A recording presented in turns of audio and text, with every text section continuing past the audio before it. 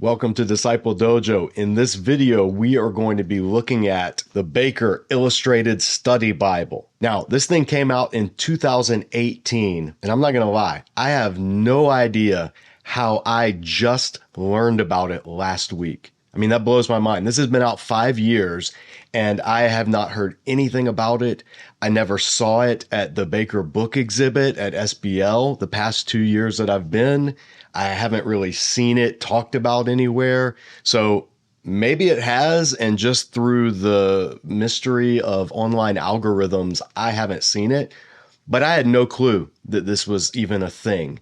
And so I got a copy when I was at a used bookstore down in Georgia, just saw it on the shelf and was like, hey, what is this? Let me check it out. And I'm glad I did. I want to show you guys why this may very well be my #1 recommended study Bible for advanced Bible readers. So before we jump into it, real quick, if you haven't already, please hit the subscribe button and click that little notifications icon. The more people that do that, the more people see this channel. And also, if you're new to Disciple Dojo, check out the playlist we have here on the channel. Not only do we review study Bibles, but we do a lot of in-depth teaching. We do interviews with biblical scholars, and we even have a whole fun little series called Superhero Seminary, where these guys on the shelf behind me teach biblical theology and interpretation. So all of that is part of the ministry of Disciple Dojo, and we couldn't do any of it without all of you who subscribe, who like, who share, who do all the things that help a YouTube channel grow. So thank you to each and every one of you. All right, let's take a look at this study Bible.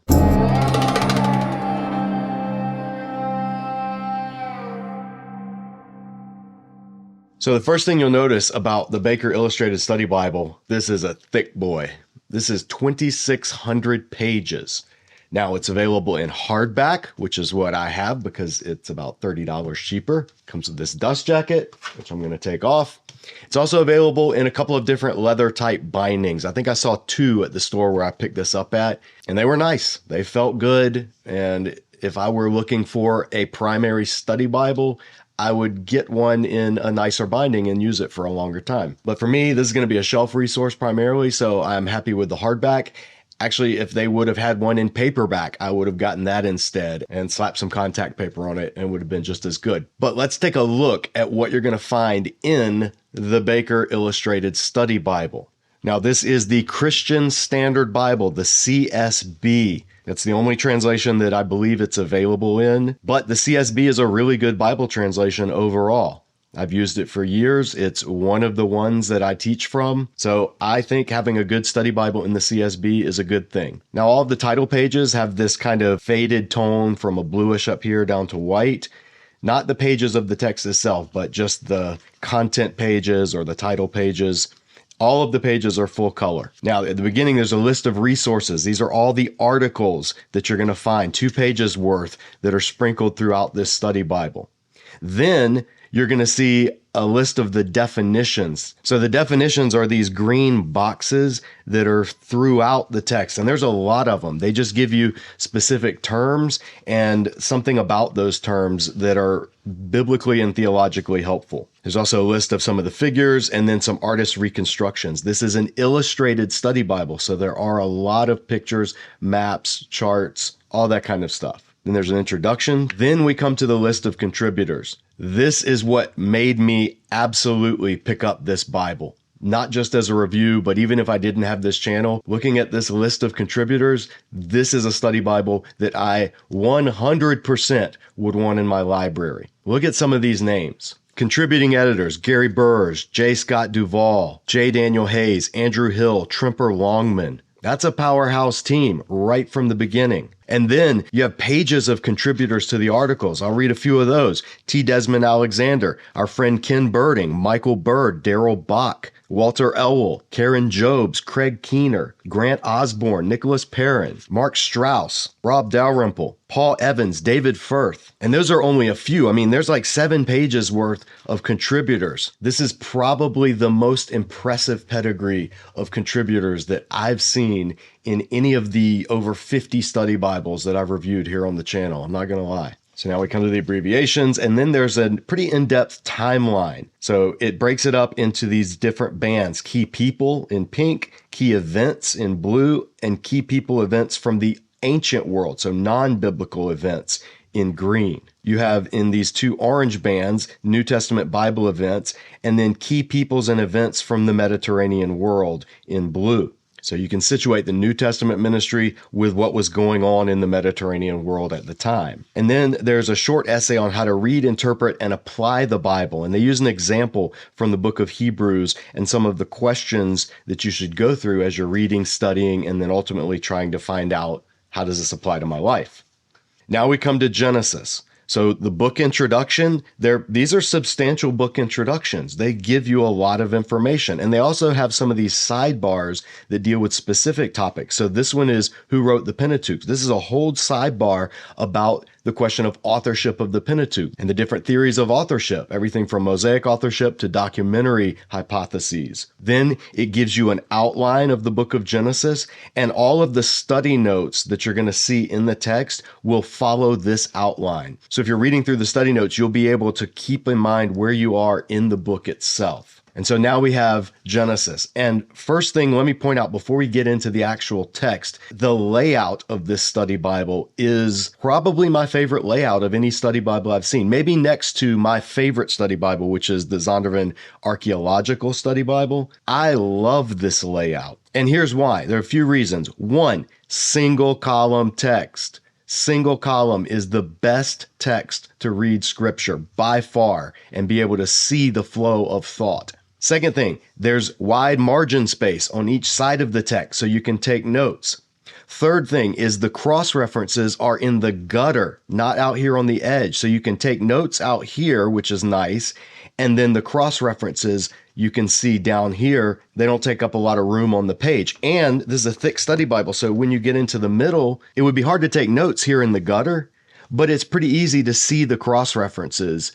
And so this is a good space to put the cross references. Then at the bottom, you have different kinds of study notes. So these green boxes, again, these are definitions. These are articles that have to do with different definitions of different keywords in the Bible. Then these blue sections, these are little mini articles about specific concepts or topics that the text deals with. In this case, you have the parallel days of creation in Genesis 1. And so it lays out the days of forming and the days of filling. Really, really handy. These articles are very good. Then there are these kind of brownish gray boxes throughout, and these tend to draw out or highlight or just make reference to particular themes of biblical theology. So things that are going to be important across the span of Scripture, whether generally in the Old Testament or between Old Testament and New Testament. These are just kind of little biblical theological insights that the contributors are saying, hey, make sure you don't miss this. And then we have the study notes as well. Now, the notes in Genesis come from a broadly evangelical perspective. They're not young earth. They're not tied to theistic evolution. They really don't get into a lot of those questions. They are mainly notes that reflect the literary aspects of the text and the theology of the text. So they don't get bogged down with a lot of the modern questions that we may want to ask. They do note that the text is rooted in history, but they don't try to show how Genesis 1 through 11 in particular specifically works out in whatever view of history that somebody brings to the text. So here's what I mean. The note at Genesis 4 about Cain and his wife, it says at 4:14, this last phrase assumes a populated earth, indicating the existence of others besides Adam, Eve, and Cain. To that end, God places a mark on Cain before he expels him, 4:15. This will protect Cain from recrimination. Here again is mercy before judgment. What clothing is to Adam and Eve, the mark is to Cain. Note that in neither Genesis 3 nor 4 do the disobedient repent of their sin. 4:17 through 24. In light of the reference to Adam and Eve's other sons and daughters in 5:4, does Cain marry an unmarried sister? Or are there women represented among whoever finds me? Now Cain the wanderer has become Cain the city builder. Does this indicate that the divine penalty has been mitigated? Or is this further proof of Cain's self-determination? The city Cain builds might even be an early version of the later cities of refuge to which a manslayer might flee, and hence be the protecting mark for Cain. So the notes highlight or bring up different theological perspectives, different views, different approaches, but they don't always demand one in particular. Now, similarly, when we come to Genesis 6 and the sons of God and the daughters of men, it lays out the different views of who the sons of God and the daughters of men were. But it says right off the bat, few episodes in Scripture defy dogmatic interpretation, as does 6:1-4. And that's correct. This is one of the most enigmatic passages in the entire Bible. Now, one thing that I'm going to quibble with, they give the interpretations of the sons of God as angels, like fallen angels, the angelic view, or they give the view of they are the Sethites. The sons of God were those from the line of Seth, and the daughters of man were those from the line of Cain. And those are two views, but there are three main views, and they didn't include the third view, which is that the sons of God is a phrase denoting ancient tyrant kings or warrior despots who took whomever they wanted. So I don't know why they left out one of the three main views, but I was glad that they note this is an enigmatic passage and they didn't just present one interpretation. There's a note about other flood accounts in the ancient Near East and why Israel's differs from them,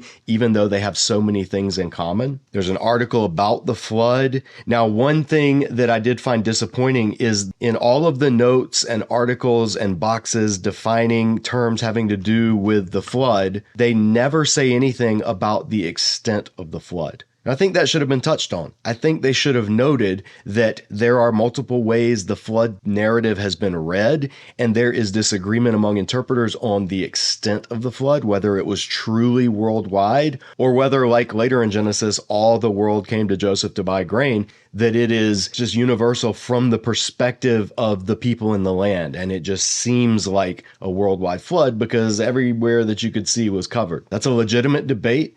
Even conservative evangelical scholars differ on that. So that was disappointing that there was no mention of it in what is otherwise a really good overview of the early chapters of Genesis. There's a great note about the rainbow here and how the bow was a sign of the divine warrior in the heavens, putting his bow at rest, which we've talked about here on the channel. They make connections with the table of nations in Genesis 10, and here's one of those biblical theology boxes where they point out something that you might miss if you're not paying attention. When Jesus sends out the 70 or 72 disciples in Luke 10:1, he is reflecting the Genesis 10 list of the 70 nations in the then known world, sending his disciples into every part of that world. So this highlights a little thematically, biblical, theological, important note to keep in mind when you get to the New Testament and start reading that. Same thing here with the Tower of Babel.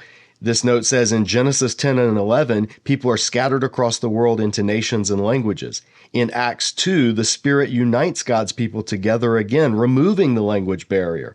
Thus, the event at Pentecost in Acts 2 reverses the situation created in Genesis 10 and 11. That's a great biblical theological point that could easily get overlooked. There's a great essay on covenants in the Bible explaining what a covenant is and the different types of covenants and what's going on in Genesis 15. And at the end, there's sort of a family tree of Abraham's descendants at the end of Genesis, so you can sort of keep track of who's who and where they fit. All the different peoples, the Ammonites, Moabites, Edomites, Ishmaelites, Midianites. And then we come to Exodus. Now, when it comes to Exodus, they do not take a dogmatic view on the date of the Exodus. They say it could either be the early date in the 15th century or it could be the later date in the 13th century. They explain the different views here in the opening section. There's a good essay on the hardening of Pharaoh's heart, which we've also talked about here on the channel. It doesn't go as in depth as I think it could have, but it does at least raise the issue and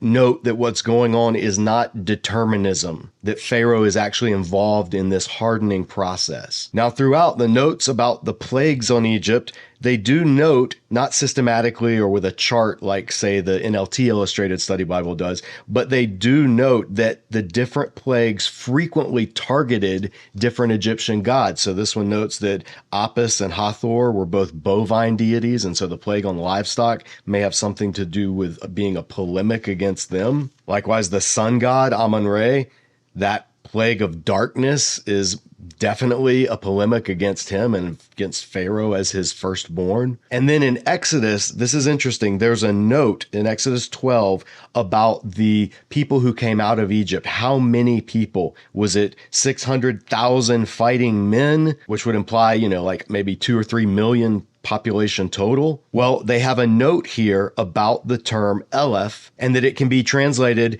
as troop, leader, group, or clan according to the context. And so they note, perhaps the total number of people leaving Egypt was approximately 20,000, still indicative of their multiplying and an attestation to God's clearly miraculous provision. So the note in Exodus leans to, it's not dogmatic, but it says it's possible and likely that the number of people involved in the Exodus was in the tens of thousands, not in the millions. Now, it's important to note that when you come to Numbers, there's an essay called How Accurate Are the Census Figures in Numbers?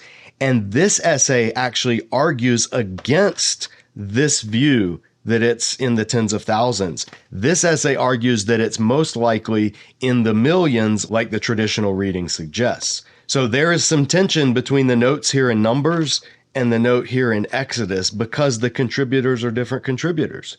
And that's something to note, that you're not getting a uniform treatment of the text. You're getting a number of biblical scholars commenting on the different books. So keep an eye out for that as you're working through it. When it comes to the location of the Red Sea, Yam Suf, they don't take a particular route. They just give sort of a general path. But all of the possible routes that they present are on the Gulf of Suez side of the Red Sea rather than over on the Gulf of Aqaba side. So whether it's one of these bitter lakes or whether it's the tip of the Gulf of Suez, they don't say with definitiveness. But I am disappointed that they didn't even mention the other route that scholars point to, which is the Aqaba crossing for the Red Sea. Now, for more on this and why it may or may not matter, check out the video we have here on the channel where we use Google Earth to show the different routes that were possible and the clues that the text gives us as to which is more likely. Cards on the table. I don't think these are the most likely routes. I think the route that they didn't show is the more likely one. And I am disappointed that they didn't at least present it as a possibility, which some other good study Bibles out there do. In the later chapters of Exodus, though, they give illustrations so you can see what these implements that God is having Israel to create, what they would actually look like. Here's a layout of the tabernacle and its different elements. Here's a schematic layout of the tabernacle and its measurements. And then you even have an illustration of a golden calf, like an actual golden calf idol that's been found and what the one that Israel created may have looked like. Now, after Deuteronomy, before Joshua, we have a little half-page essay on the historical books. Then after Song of Songs, we have one-page essay on the prophetic books. Then after Malachi, we have a couple of pages about the intertestamental period, what happened between the testaments. And there's discussion of the Maccabean revolt, of the Greek Empire, the Roman Empire, basically what happened from Israel returning from exile to the time of Jesus. And then we come to Matthew. There's illustrations. There's Jerusalem during the time of Jesus. Here's an illustration of where the nativity likely would have taken place and the room where the animals are kept, where Jesus, Mary, and Joseph would have had to have stayed. There's a layout of the temple and where the different events that happened in Jesus' ministry in the temple took place. There's a schematic showing you how close it is from Bethany to the Mount of Olives to Jerusalem, that they're all kind of in the same little area. Then after the book of Acts, we come to a quick overview of the letters and Revelation, so the rest of the New Testament. And then we have the book of Romans. Now, the book introduction to Romans was very, very good. It gives the background. It gives the context that the Jewish-Gentile tensions that the Roman Church was experiencing, why they arose. It gives you notes about the city of Rome itself and how Jews had been expelled and then allowed back in, and the tensions that that generated among followers of Jesus. And then in Romans 7,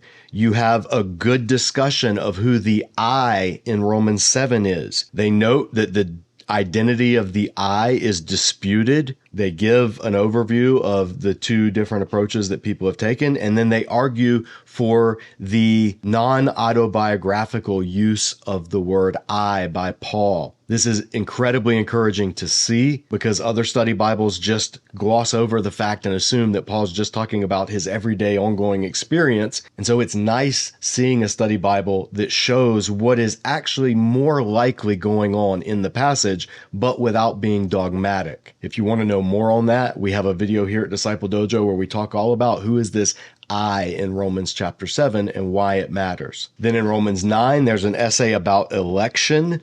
And this doesn't lean in one way or the other. In fact, it concludes by saying there's no question that elect and election are biblical terms. The key question is how to understand this difficult topic and to work out all the logical implications in terms of sharing the gospel with others in a meaningful and appropriate manner. So whether you're Calvinist, whether you're Arminian, the study notes here, I think, are equally helpful. And then in Romans 11, there's an essay on the will all Israel be saved and discussing the who is all Israel. They give different perspectives, and then they give the challenges to each perspective. This is a great little essay. Now, before we look at the notes to Revelation, since we're in the section dealing with Paul, some people want to know what is this study Bible's bias when it comes to complementarianism or egalitarianism. Well, as we've already noted, the contributors to the study Bible come from different traditions and different theological perspectives, so it's not uniform. However, this is not a complementarian-leaning Bible. And in fact, in a number of places, they offer egalitarian views as well. So for instance, in 1 Corinthians 14, about women should remain silent. They are not allowed to speak in the churches. So they talk about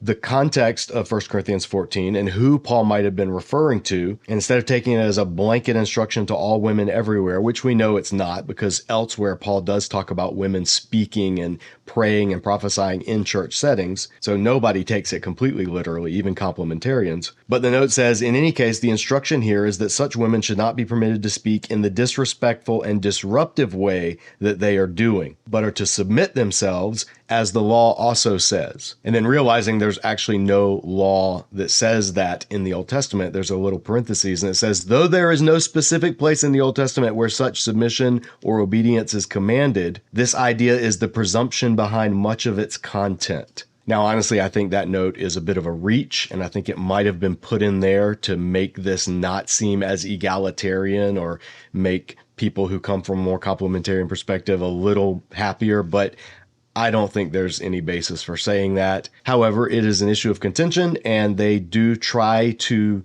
be fair in how they're presenting it. Now, when it comes to Ephesians 5, another passage where egalitarians and complementarians widely differ, the outline at the beginning of the section notes that this section deals with wisdom as mutual submission. And that's important because even though the CSB translation puts the verb wives submit to your husbands, the verb submit is not actually found in the text. That's carried over from 521 where it says submitting to one another in the fear of Christ. And there's even a footnote in the CSB translation itself that says other manuscripts omit submit. But regardless, this is all grounded in mutual submission. Submit to one another out of reverence for Christ. So what does that look like? Well, there's a note about the household codes, because Paul's not just giving random advice here. He is presenting something that was familiar in the ancient world. He's working through the standard household codes and giving sort of a Christian spin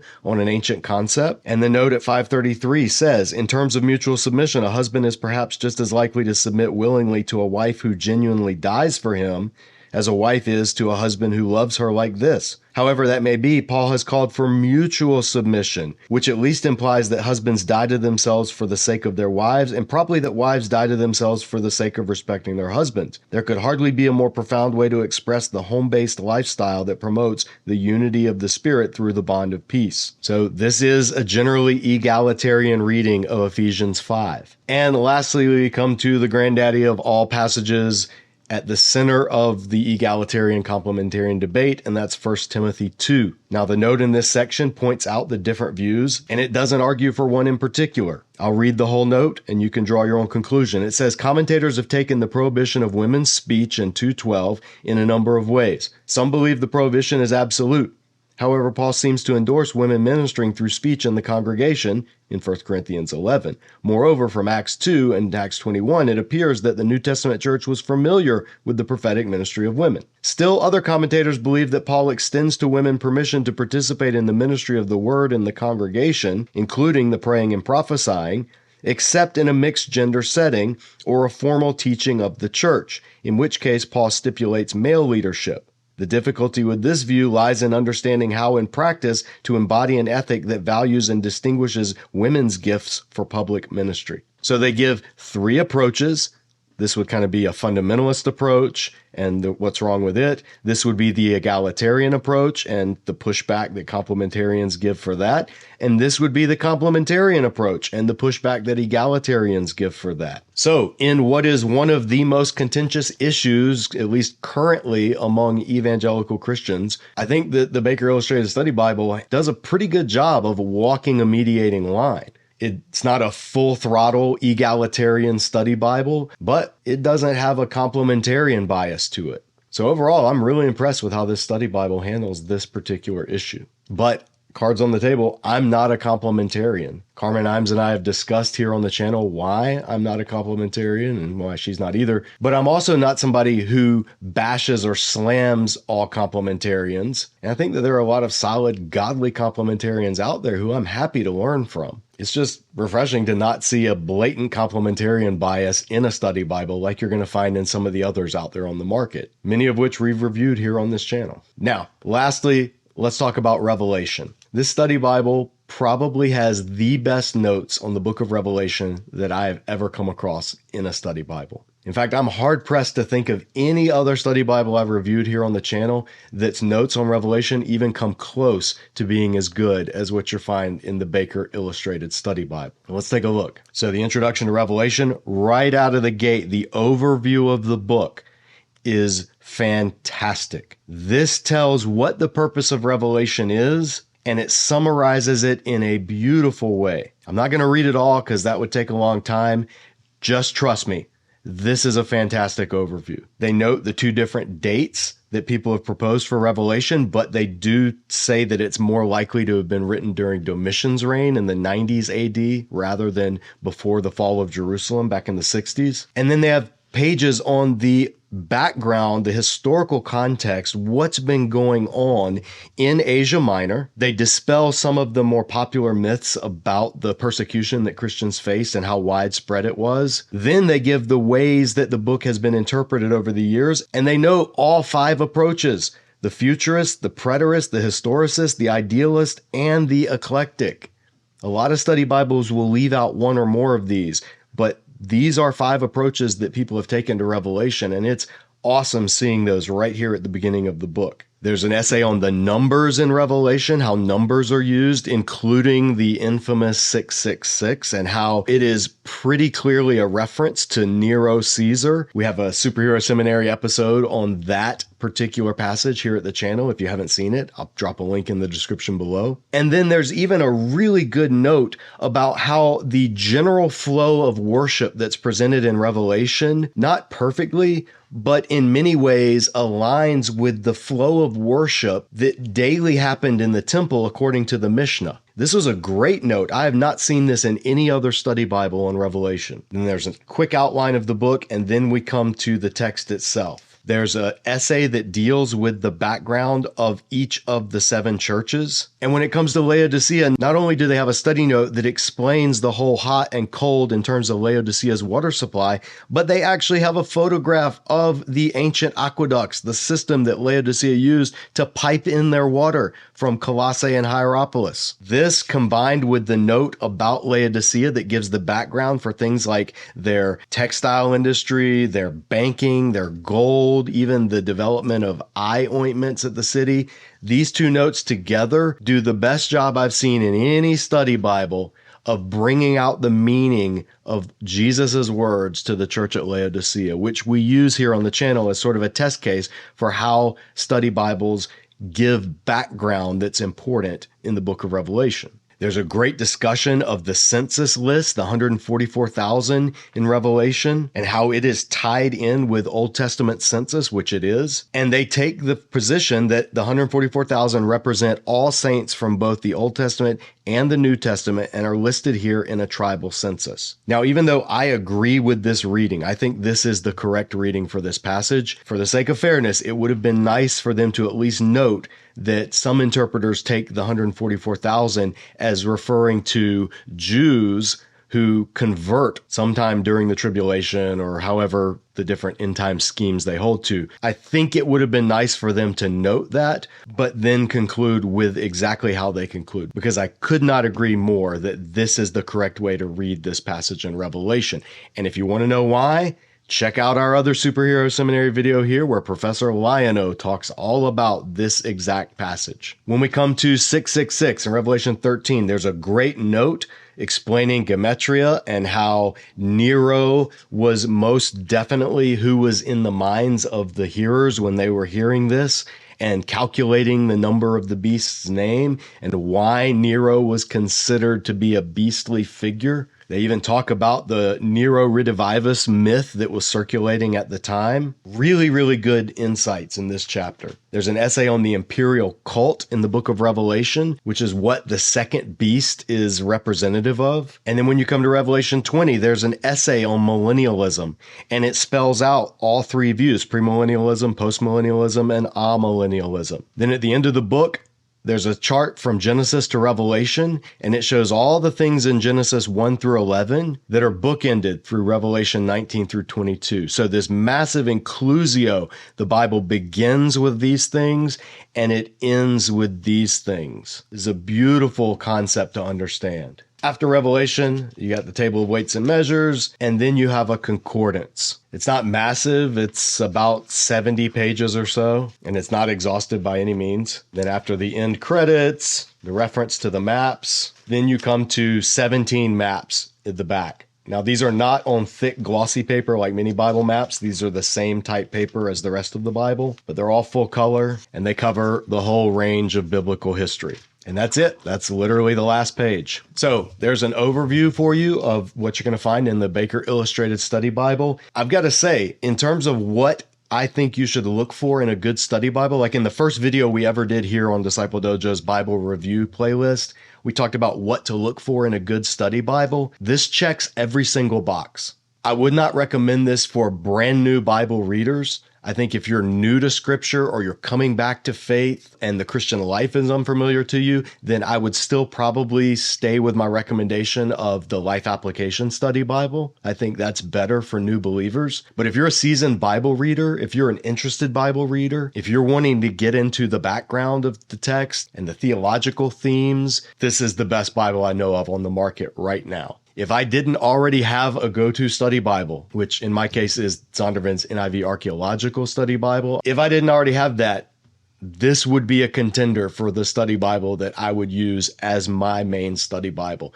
Do I recommend it? 100% recommend it. I can't believe that this has been out for 5 years and I am just now hearing about it. Baker, I don't know what's up with your publicity team, but this needs to be much more prominent than it is. Now, there are a few minor critiques that I had in the video. You know, some of the notes on Genesis I thought were a little incomplete, and I'm sure that there would be other things that I could nitpick. My most substantial criticism of this study Bible, though, would probably be that it's only available in the CSB. I like the CSB. I think it's a good translation. I've been using it since it came out around 2004, I think, as the Holman Christian Standard Bible, and it's since been updated to the CSB. It's a fine translation, but I would love if this study Bible content was available in other translations as well. I think it would get it out to a wider audience. And so that's my one critique of the Baker Illustrated Study Bible. As far as I know, it's tied to only one translation. So if you don't like or use the CSB, then you will be tempted to pass this by. Don't. Even if the CSB isn't your favorite translation, have this on your shelf. Trust me. That's all for now. Be sure to check out our other reviews here on the channel. It's coming up on the end of the year. I got to say, if you appreciate the ministry of Disciple Dojo, please know that we are entirely donor funded. We're a 501c3 nonprofit. So if you believe in the ministry of equipping, engaging, empowering people to go deeper in their discipleship, we would love for you to consider partnering with us as a monthly dojo donor at whatever amount you're able to give. Anything is greatly appreciated, especially as we come to the end of the year. Year-end giving is just crucial for any nonprofit, and we're no different. That's all for now. Stay tuned for more study Bible reviews here at Disciple Dojo, and as always, keep training.